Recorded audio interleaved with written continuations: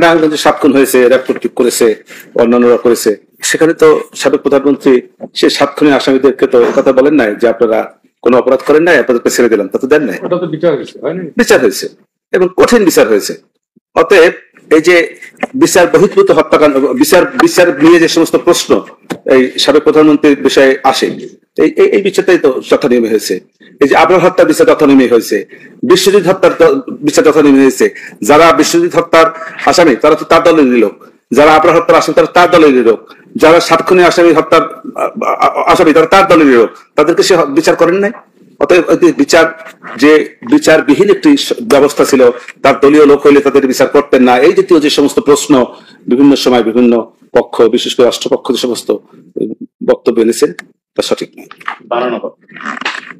বানানো বলছি না, সঠিক নয়, বানানো। আপনার মতো মুরব্বী, একদম মুরব্বী মানুষের মিথ্যা বানাই আনছেন বললে একটু কেমন শোনায় না শুনতে, এই জন্য সম্মানের সহিত বলছি। ধন্যবাদ।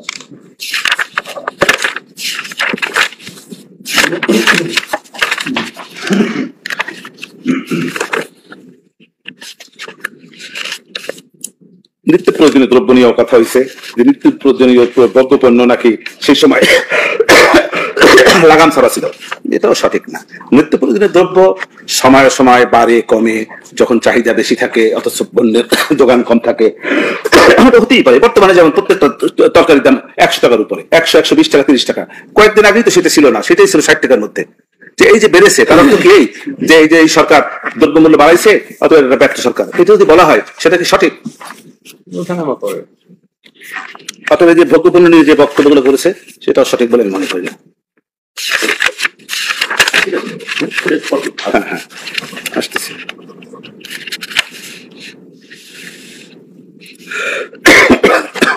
এই যে মুক্তিযুদ্ধ পরবর্তী আওয়ামী লীগের গণমাধ্যমের উপর আঘাত, এই যে আরো অনেক কিছুই আছে এখানে বলেছে।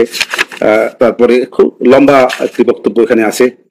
তারপরে আছে যে এই যে এরপরে আসি পরেরটা, এই যে পরেও দু একটা বক্তব্য আছে, সেগুলি সব ঢালাও ভাবে কতগুলি কথা।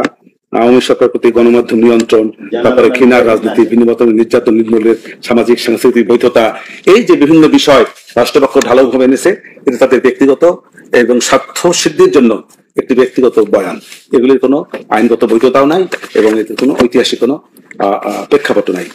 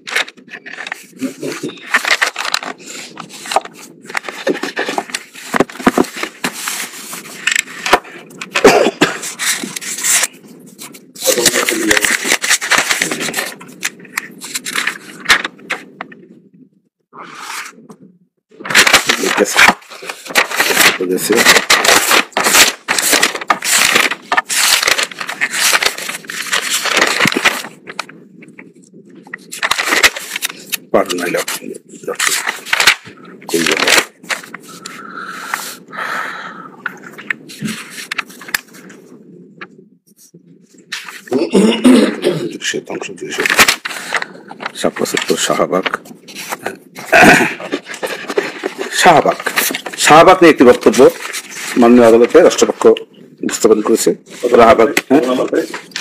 এই পেজখানে হারাই ফেলেছে, এখানে আছে একটা ইয়েতে, আমি সেখান থেকে একটু শাহবাগ চত্বরে গিয়ে রাষ্ট্র এই যে কতিপয় লক্ষ্যে দিয়ে একটি আইনকে পরিবর্তন করিয়েছে।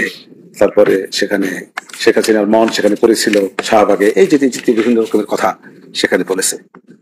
শাহবাগ চত্বরে একটি রায়ের পরিপ্রেক্ষিতে পরবর্তীতে যারা এই কাদের মোল্লা সাহেবকে পছন্দ করেন না বা তার বিরোধী সমস্ত লোকেরা যারা মনে করে তারা নিজেদেরকে মুক্তিযুদ্ধের, এবং তারা মনে করে না তারা মুক্তিযুদ্ধের পক্ষের শক্তি, আর কাদের মোল্লা সাহেব ছিলেন মুক্তিযুদ্ধের বিপক্ষের শক্তি। অতএব কাদের মোল্লা সাহেবকে যে শাস্তি দিয়েছে সে শাস্তিটা যথেষ্ট মনে হয় না তাদের কাছে, সেই জন্য তারা সেখানে গিয়ে একটি আন্দোলনের সৃষ্টি করেছে। এই যে আন্দোলন করেছে শাহবাগের যে হাজার হাজার মানুষ জড়ো হয়েছে, এই জড়ো হওয়ার পিছনে শেখ হাসিনা বা তৎকালীন রাষ্ট্রের কোনো ভূমিকা ছিল না। তারা ব্যক্তিগত উদ্যোগে গিয়েছে, সেখানে রাষ্ট্র নিয়ন্ত্রণ করেছে, একটা পর্যায়ে একটা আইনকে পরিবর্তিত করেছে, সেটাও আইনগতভাবেই করেছে। সেখানে এই যে কোনো বেআইনি কোনো কার্যক্রম সংগঠিত হয় নাই।